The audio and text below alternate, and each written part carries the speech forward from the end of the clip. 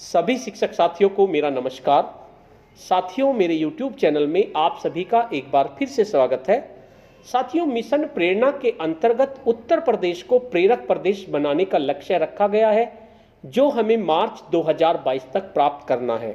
इसी के क्रम में 3 मॉड्यूल विकसित किए गए हैं: आधारशिला मॉड्यूल, ध्यानाकर्षण मॉड्यूल और शिक्षण संग्रह मॉड्यूल, जिनकी सितंबर माह में आप सभी लोगों की ऑनलाइन गूगल मीट के माध्यम से ट्रेनिंग भी हुई थी। ट्रेनिंग के बाद उत्तर प्रदेश के प्रत्येक जनपद के ब्लॉक में इसकी ऑनलाइन आकलन परीक्षा आयोजित होनी थी, जो कुछ ब्लॉक में आयोजित हो चुकी है और कुछ ब्लॉक में इसकी प्रक्रिया गतिमान है। जनपद अलीगढ़ के एक ब्लॉक में दिनांक 3/11/2020 को तीनों मॉड्यूल की एक आकलन परीक्षा आयोजित की गई। इसमें काफ़ी अच्छे प्रश्न पूछे गए। ये आपकी 3 तारीख को आयोजित की गई। तो आज की इस वीडियो में हम यही जानेंगे कि इस आकलन परीक्षा में कौन कौन से प्रश्न पूछे गए। साथियों, वीडियो बहुत ध्यान से देखिए, क्योंकि हमारा मकसद केवल तीनों मॉड्यूल को याद करना है। इन वीडियो के माध्यम से आप इन तीनों मॉड्यूल्स को अच्छी तरह से प्रैक्टिस कर सकते हैं। मैंने तीनों मॉड्यूल्स पर आधारित बहुत सारी वीडियो बनाई हैं, आप मेरे चैनल पे जाकर भी उनको देख सकते हैं। वीडियो शुरू करने से पहले मैं आपको बता देना चाहता हूं, अगर आप चाहते हैं इस तरह की इन्फॉर्मेटिव वीडियो आपको एक प्लेटफार्म पर मिले, तो उसके लिए मैंने इन्फॉर्मेटिव वीडियो व्हाट्सएप ग्रुप और इन्फॉर्मेटिव वीडियो टेलीग्राम ग्रुप बनाए हुए हैं। आप चाहें तो मेरे ग्रुप से जुड़ सकते हैं। ग्रुप का लिंक वीडियो के डिस्क्रिप्शन बॉक्स में आपको मिल जाएगा, आप उस पर क्लिक करके मेरे ग्रुप से जुड़ सकते हैं। तो चलिए जानते हैं कौन कौन से प्रश्न इस आकलन परीक्षा में पूछे गए। सबसे पहले ये आपकी एसएससी प्रेरणा ग्रुप अलीगढ़ के द्वारा आयोजित की गई थी। इसमें सबसे पहला प्रश्न था, बच्चों के संज्ञानात्मक, भावात्मक एवं क्रियात्मक विकास में प्रभावी कड़ी क्या है। यानी बच्चों का संज्ञानात्मक विकास करना है, हमें भावात्मक विकास करना है और क्रियात्मक विकास करना है। तो इसके ऑप्शन दिए हुए हैं शिक्षण, शिक्षण संग्रह, शिक्षण की सीढ़ी, इनमें से कोई नहीं। तो साथियों, बच्चों का संज्ञानात्मक, भावात्मक और क्रियात्मक विकास अगर हम करना चाहते हैं तो हमें अच्छा सा शिक्षण करना पड़ेगा। तो इसका आंसर हमारा शिक्षण होगा। शिक्षण पे आप क्लिक कर देंगे। उसके बाद नेक्स्ट प्रश्न है, सीखने के क्रियाकलापों को जोड़ने हेतु आप किसका प्रावधान करेंगे। यानी आप सीखने के जो क्रियाकलाप होते हैं छोटे छोटे, उनको अगर आप जोड़ें तो किसका प्रावधान करेंगे। पाठ्य पुस्तकों का, अंत्य पाठों का, पुस्तकालय का और प्रयोगशाला का। तो इसका सही आंसर मेरे हिसाब से होगा अंत्य पाठों का। अगर आप अंत्य पाठों के क्रियाकलापों को जोड़ेंगे तभी आप सीखने के का प्रावधान कर सकते हैं। तो इसका आंसर अंत्य पाठों का होगा। उसके बाद तीसरा प्रश्न है, वेबसाइट, वेब लिंक, शैक्षिक साहित्य की सूची, हेल्पलाइन, संपर्क सूत्र इत्यादि का विवरण किस हस्तपुस्तिका में दिया गया है। ध्यानाकर्षण, आधारशिला, शिक्षण संग्रह, इनमें से कोई नहीं।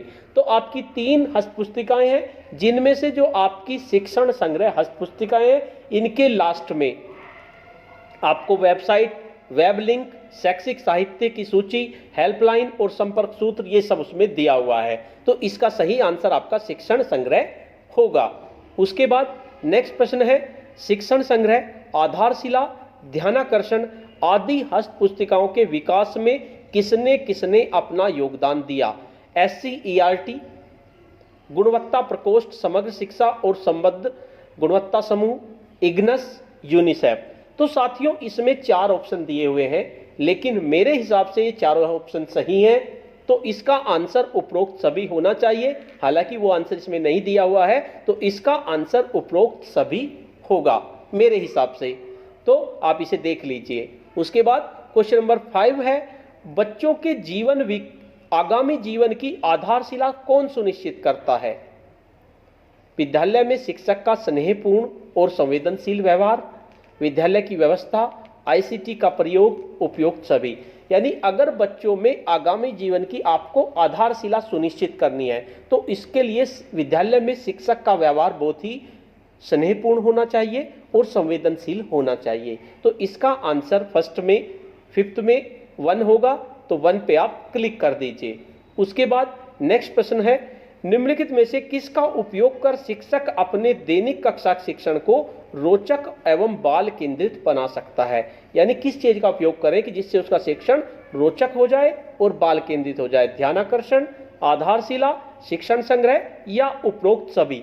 क्या तीनों हस्तपुस्तिकाओं का विकास इसीलिए किया गया है ताकि शिक्षण रोचक और बाल केंद्रित हो जाए। तो इसका आंसर उपरोक्त सभी होगा।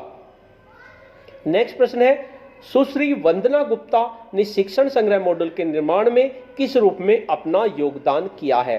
चित्रांकन के रूप में, संपादन के रूप में, तकनीकी सहयोग के रूप में या समन्वय के रूप में? तो जो वंदना गुप्ता जी हैं, इन्होंने चित्रांकन के रूप में अपना सहयोग प्रदान किया है, तो इसका आंसर चित्रांकन होगा। नेक्स्ट प्रश्न है, किस गतिविधि के मूल सिद्धांत कौन कौन से हैं? यानी किसी गतिविधि के मूल सिद्धांत आपके कौन कौन से होंगे? शुरुआत रोचकता और चुनौतीपूर्ण कार्यक्रम से हो, बिल्कुल सही है। कोई भी गतिविधि 4 चरणों में पूरी होती है, ये भी आपका सही है, ERAC।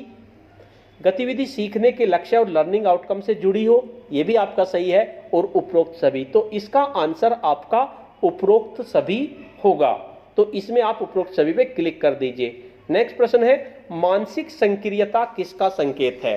या सीखने का, सिखाने का, शिक्षण का या उपरोक्त का? यानी अगर बच्चा सीख रहा है तो मानसिक संक्रियता उसमें हो जाएगी, तो ये संकेत जो होगा वो सीखने का होगा। तो सीखने पे आप क्लिक कर देंगे। उसके बाद नेक्स्ट प्रश्न है, केंद्रीय लर्निंग आउटकम भाषा विकास के कौन कौन से बुनियादी पहलुओं पर आधारित है? सुनना और बोलना, पढ़ना और लिखना, भाषा संरचना और व्याकरण, कल्पना और सृजनशीलता। तो साथियों, केंद्रीय लर्निंग आउटकम जो होते हैं भाषा, मेरे हिसाब से बुनियादी 4 पहलू होते हैं। विकास के 4 बुनियादी पहलू होते हैं और वे चारों पहलू यही हैं। पहला पहलू होता है सुनना और बोलना, दूसरा पढ़ना और लिखना, तीसरा भाषा संरचना और व्याकरण और चौथा कल्पना और सृजनशीलता। तो इसलिए इसका आंसर मेरे हिसाब से उपरोक्त सभी होगा, यानी कि आप इसको देख लीजिए। नेक्स्ट प्रश्न है, परिणाम आधारित लर्निंग आउटकम प्राप्त करने के लिए शिक्षक अपनी सोच, ज्ञान, अनुभव के आधार पर किन चीजों का प्रयोग करने के लिए स्वतंत्र है?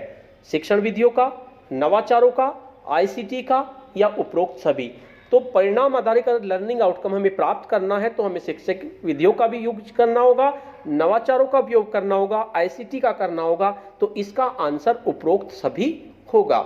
उसके बाद नेक्स्ट प्रश्न है, निम्नलिखित में से कौन एक शिक्षकों के लिए स्वयं मार्गदर्शिका होती है? तो जो आपकी डायरी होती है, शिक्षक डायरी, वो शिक्षकों के लिए स्वयं मार्गदर्शिका होती है। तो इसका आंसर आपका शिक्षक डायरी होगा। नेक्स्ट प्रश्न है, सफलता ही सफलता को जन्म देती है, यह उक्ति किस मॉड्यूल में है? तो सफलता ही सफलता को जन्म देती है साथियों आपके शिक्षण संग्रह मॉड्यूल में आपको सीखने की सीढ़ी दी गई है, शिक्षण की सीढ़ी। उसमें सक्सेस, एस से सक्सेस होता है, तो उसमें आपको ये दिया हुआ है कि सफलता ही सफलता को जन्म देती है। तो ये आपके शिक्षण संग्रह मॉड्यूल से ली गई है। नेक्स्ट प्रश्न है आपका, व्यक्तित्व निर्माण की आधारशिला किस शिक्षा को माना जाता है? उच्च शिक्षा, माध्यमिक शिक्षा, प्राथमिक शिक्षा या उपरोक्त सभी? तो जो व्यक्तित्व निर्माण होता है इसकी आधारशिला प्राथमिक शिक्षा को माना जाता है। तो प्राथमिक शिक्षा इसका सही आंसर होगा। नेक्स्ट प्रश्न है, तीनों हस्त पुस्तिकाओं का विकास किस समूह के द्वारा किया गया है? केंद्र गुणवत्ता समूह द्वारा, राज्य गुणवत्ता समूह द्वारा, NGO द्वारा या ARP समूह द्वारा? तो जो हमारे तीनों हस्त पुस्तिका हैं इनका विकास जो है राज्य गुणवत्ता समूह द्वारा किया गया है। तो इसका आंसर आपका थर्ड होगा, सेकंड होगा, राज्य गुणवत्ता समूह द्वारा। उसके बाद नेक्स्ट प्रश्न है, आधारशिला मॉड्यूल का चित्रांकन किसने किया? तो साथियों ये आपको पक्का याद कर लेना है, तीनों मॉड्यूल्स के चित्रांकन में श्री रविकांत श्रीवास्तव जी का विशेष योगदान है। तो इसलिए आधारशिला मॉड्यूल में आपका यही आएगा, श्री रविकांत श्रीवास्तव। नेक्स्ट है, एक प्रक्रिया आधारित जांच बिंदु है जिसने शिक्षक अपनी शिक्षण योजना की प्रक्रिया में गुणात्मक और मात्रात्मक रूप में अंकलित कर लेते हैं। सीखने का प्रतिफल, सीखने संबंधी परिणाम, शिक्षण अधिगम परिणाम, उपरोक्त सभी। तो साथियों ये लर्निंग आउटकम के ही तीनों नाम दिए हुए हैं और लर्निंग आउटकम ही एक जांच बिंदु होता है जिन्हें शिक्षक अपनी शिक्षण योजना की प्रक्रिया में गुणात्मक और मात्रात्मक रूप में अंकलित कर लेते हैं। तो इसका आंसर उपरोक्त सभी होगा। नेक्स्ट प्रश्न है, जिस प्रकार बीज में विशाल वृक्ष के रूप में विकसित होने की संभावना छिपी रहती है उसी प्रकार बच्चों में अनेक अंतर्निहित क्षमताएं होती हैं। मॉड्यूल में यह कथन किसका है?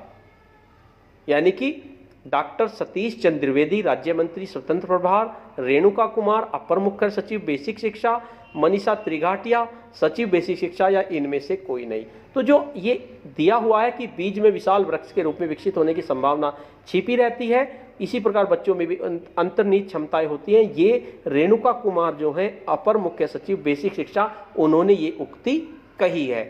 उसके बाद कौन सी अवस्था व्यक्तित्व के विकास की दृष्टि से एक निर्णायक अवस्था होती है? बाल्यावस्था, शैशवावस्था, युवावस्था या प्रौढ़ावस्था? तो जो आपकी शैशवावस्था होती है वो व्यक्तित्व के विकास की दृष्टि से एक निर्णायक अवस्था होती है। ये मॉड्यूल में आपके सबसे पहले दिया हुआ है, आधारशिला मॉड्यूल में। और लास्ट प्रश्न है हमारा, अकादमिक संदर्भ समूह के कौन कौन से स्तर होते हैं? तो जो अकादमिक संदर्भ समूह होते हैं उनके 2 स्तर होते हैं, राज्य संदर्भ समूह और अकादमिक रिसोर्स पर्सन। तो इसका आंसर आपका डी होगा। डी क्या ई होगा? तो ये आपके 20 प्रश्न हुए जो अलीगढ़ की एक क्विज में पूछे गए थे, ये मैंने आपके सामने रखे। साथियों, आपको ये वीडियो कैसी लगी?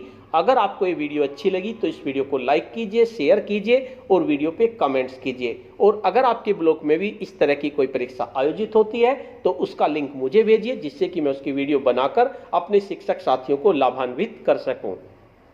तो साथियों, अगर आप मेरे चैनल पे नए हैं तो चैनल को सब्सक्राइब कर लीजिए और बेल के आइकन को प्रेस कर दीजिए, जिससे कि आपको नेक्स्ट वीडियो का नोटिफिकेशन मिल सके। धन्यवाद।